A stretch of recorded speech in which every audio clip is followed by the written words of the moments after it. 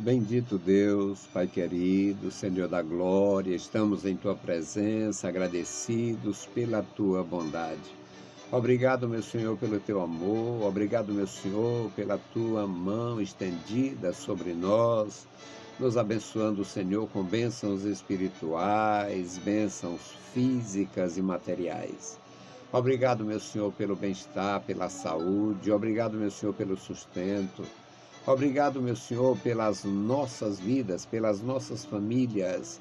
Ó Senhor, estenda as tuas mãos sobre nós, nos dando, Senhor, graça, vigor, nos dando, meu Senhor, a capacidade para discernir, a coragem, Senhor, para nos conduzir no teu caminho maravilhoso. Pai Santo, abençoa os nossos ouvintes. Guarda, Senhor, os nossos ajudadores, nossos intercessores. Guarda os nossos irmãos, meu Senhor, a tua igreja no Brasil e no mundo. Em nome de Jesus Cristo, nós te pedimos. Amém. Saudamos a todos com a paz de nosso Senhor Jesus Cristo. Voltamos para apresentar o programa Voz da Igreja, programa da Escola Teológica União e Crescimento, a Unicres. Esta é a edição 576, ano 13. O tema de hoje, meus amados irmãos, a severidade e a benignidade do nosso Deus. O texto bíblico é a Epístola de Paulo aos Romanos, capítulo 11. Nós vamos ler os versículos 13 a 22. Você é bem-aventurado tendo a Bíblia, lendo a Bíblia, procurando entender a Bíblia, servindo ao Senhor conforme a Bíblia. Então, confira. Não confie a sua vida, não confie a sua sorte espiritual, não confie a sua comunhão na mão dos homens. Geralmente sabemos escolher as nossas coisas. Escolhemos tudo ou quase tudo da nossa vida. E por que que a nossa graça, a nossa vida espiritual, a nossa sorte eterna, nós vamos confiar um homem, um ministro do Evangelho, um carismático, um embusteiro qualquer, um idólatra? Você não pode fazer isso. Você não deve fazer isso. Se você escolhe as coisas pequenas, que só vai durar o tempo da sua vida, como é que você sacrifica a sua eternidade? Então confira a palavra de Deus. Você tem o privilégio, terá o privilégio de aprender, de conferir a palavra e o benefício da segurança espiritual. Romanos capítulo 11, versículos 13 a 22. Então, leia, confira, não confie o seu futuro espiritual e eterno nas mãos de determinadas pessoas, até porque não é confiável.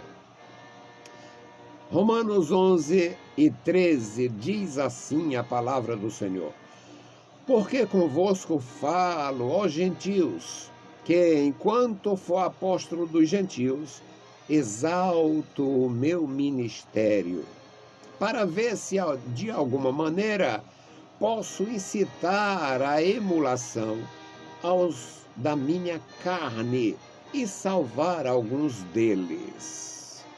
Porque se a sua rejeição é a reconciliação do mundo, qual será a sua admissão, se não a vida dentre os mortos? E se as primícias são santas, também a massa o é. Se a raiz é santa, também os ramos o são. Se alguns dos ramos foram quebrados, e tu, sendo zambujeiro, foste enxertado em lugar deles, e feito participante da raiz e da seiva da oliveira, não te glories contra os ramos.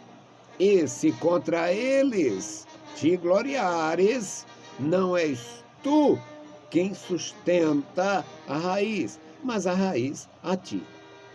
Dirás, pois, os ramos foram quebrados para que eu fosse enxertado. Está bem, pela sua incredulidade foram quebrados, e tu estás em pé pela fé. Então não te ensoberbeças, mas teme.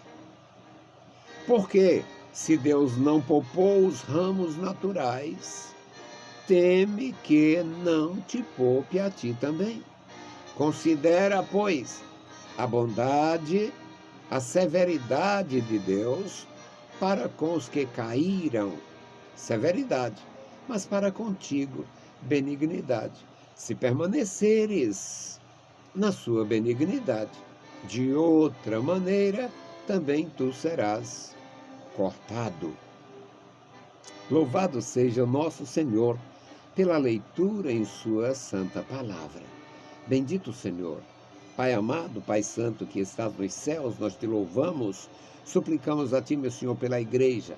Abençoa, meu Senhor, as criancinhas, a juventude, abençoa toda a tua igreja, os jovens, opera, Senhor, na vida deles, na vida dos idosos.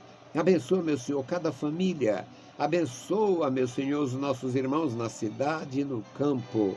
Opera, meu Senhor, na vida da tua igreja, nos países, Pai, onde há perseguição, onde há, Senhor, intolerância ao Evangelho. Pai querido, fortalece os teus servos, da graça, da vigor, da prudência, da sabedoria, discernimento e a coragem maravilhosa para continuar como exército de Deus. Amado Pai, Senhor do céu e da terra, ouve a nossa oração. Em nome de Jesus te pedimos. Amém. Meus amados irmãos, todo leitor da Bíblia conhece muito bem a história de Israel. É uma nação eleita, uma nação especial, criada de uma forma miraculosa. Gosto muito de falar, pareço repetitivo, mas é necessário. Todo dia nós temos novos irmãos, nós temos novos ouvintes, nós temos novos alunos, é uma maravilha. Então, todo o tempo eu repito, Deus, na sua bondade, na sua infinita sabedoria, Deus chama um casal de idosos. Seu Abrão, 75 anos. Dona Sara, Sarai, 65. 10 anos de diferença entre o marido e a mulher. 10 anos de diferença na idade deles. Acontece que, na idade dela, 65 anos, ela tinha cessado o costume das mulheres. Ela não ovulava mais. Ela era estéril e também tinha passado o período do seu ciclo menstrual. Mas o nosso Deus não tem impedimento nenhum para operar. Então Deus chamou aquele casal, na linguagem de hoje, maduros, ele com 75, ela com 65, e o resultado, Deus ainda deu mais 25 anos de espera. Quando nasce o menino prometido, o filho da promessa, quando nasce, o pai está com 100 e a mãe está com 90.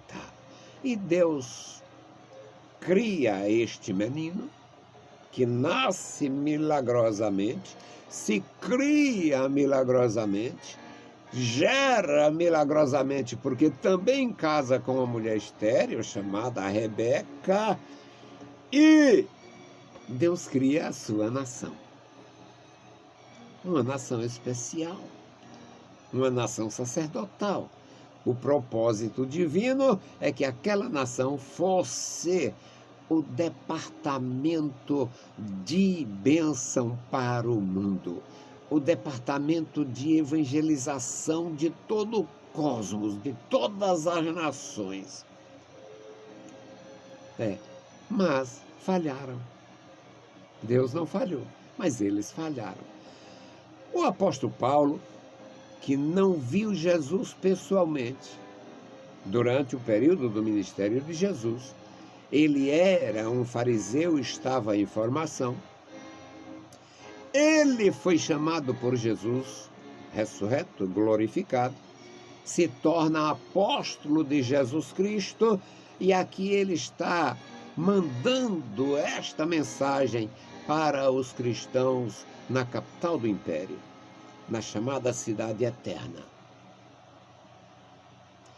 Ele diz: convosco falo, ó gentios, e enquanto eu for apóstolo dos gentios, exalto o meu ministério. Eu levo a sério a minha missão, a missão de levar a palavra da verdade para quem viveu sempre longe da verdade.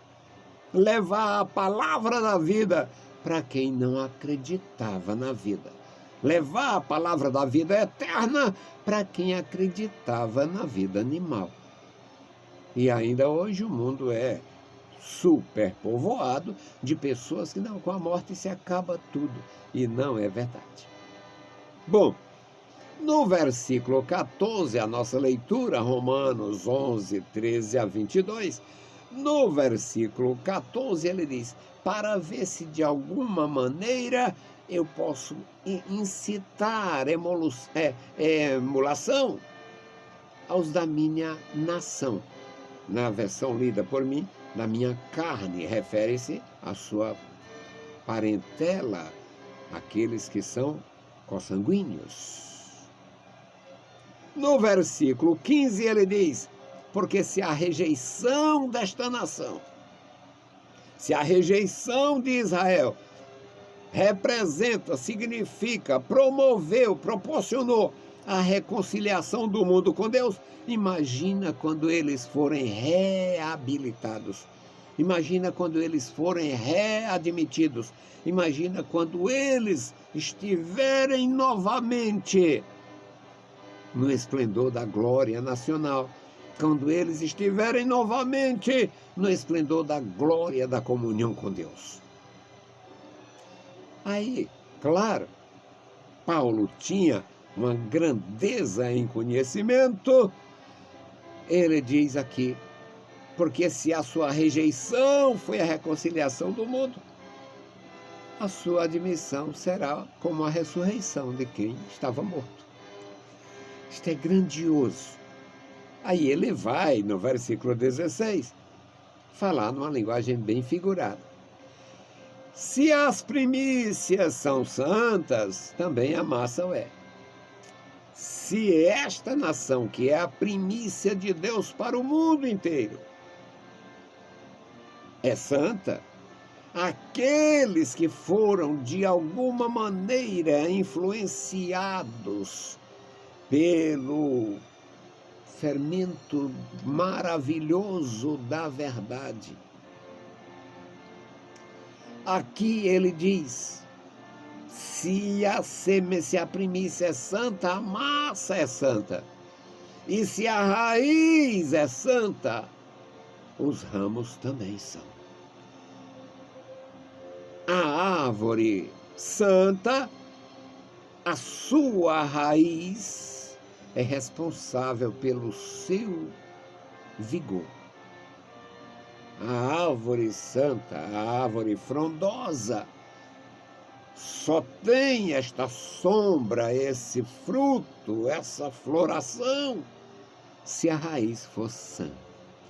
Isto é algo fora do contexto. Não é filosofia de Paulo, não é só sabedoria oriental, é verdade expressa. Aí ele vai usar esta sua linguagem de figura, ou figurada, para fazer uma aplicação real. Diz no versículo 16, aliás, no versículo 17, se alguns ramos foram quebrados, por que alguns? Porque a nação de Israel produziu gerações e mais gerações de homens e mulheres fiéis, tementes a Deus, reis que oravam e Deus falava com eles, sacerdotes que oravam e Deus falava com eles, os anjos interferindo na vida deles, agindo na vida deles. Na introdução do Novo Testamento, quando Deus quis nos dar o Novo Testamento, nós encontramos a maravilhosa história de Maria, um anjo falando com ela. Nós temos a maravilhosa história de José, o anjo falando com ele. Maria foi numa visão simples. O anjo chegou e falou. O José foi em sonhos. Só que ele não duvidou uma palavra, ele adotou a palavra de Deus, o conselho angelical, para receber a noiva, a moça desposada com ele, mesmo tendo concebido do Espírito Santo. Anterior a esta experiência de José e Maria, nós encontramos o sacerdote Zacarias ministrando no templo. E enquanto ministrava, o anjo falou com ele. Ele duvidou, porque eu duvido, você duvida. Nós homens, nós humanos, duvidamos muitas vezes. E ele duvidou que a sua esposa idosa e estéril, e ele idoso já prestes a ser aposentado do ofício sacerdotal, teria um filho. Mas era para a palavra de Deus através do anjo, e nós conhecemos muito bem a história de João, o batizador, João Batista. Portanto, meus irmãos, uma maravilha. E o apóstolo de Jesus Cristo diz, se alguns ramos foram quebrados, porque a nação não foi toda quebrada e nunca será, mas se alguns ramos foram quebrados, sendo ela uma oliveira verdadeira, e você sendo um arbusto, sendo um zambujeiro bravo, foi enxertado no lugar, não te glories, não te glories. Você se tornou participante da raiz, da seiva da verdadeira oliveira, não te glories contra os ramos. Os ramos foram quebrados e tu foste enxertado.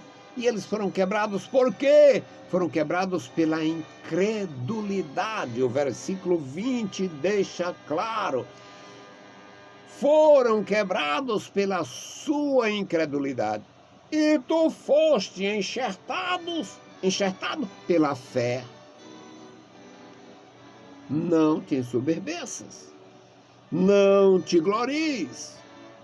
Tenha temor, teme ao Senhor, glorifica, exalta, exulta. Maravilha do céu. No versículo 21 diz, porque se Deus não poupou os ramos naturais, se Deus não poupou sua oliveira, vai poupar galhos de zambujeiros? Claro que não. Se Deus não poupou os ramos naturais, não vai poupar a ti também.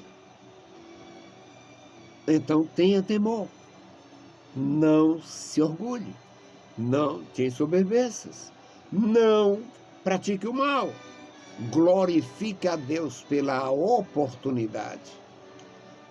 E o versículo 22 e último ele diz, considera, pois, a bondade e a severidade de Deus, para com eles que caíram, severidade, substituição, um ramo, uma vara de zambujeiro para colocar no lugar da oliveira.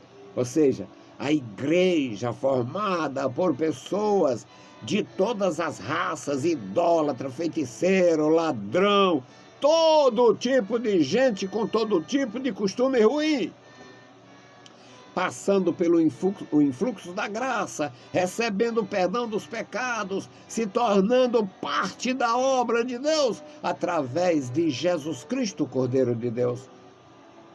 Então isso é bondade. Mas não abuse.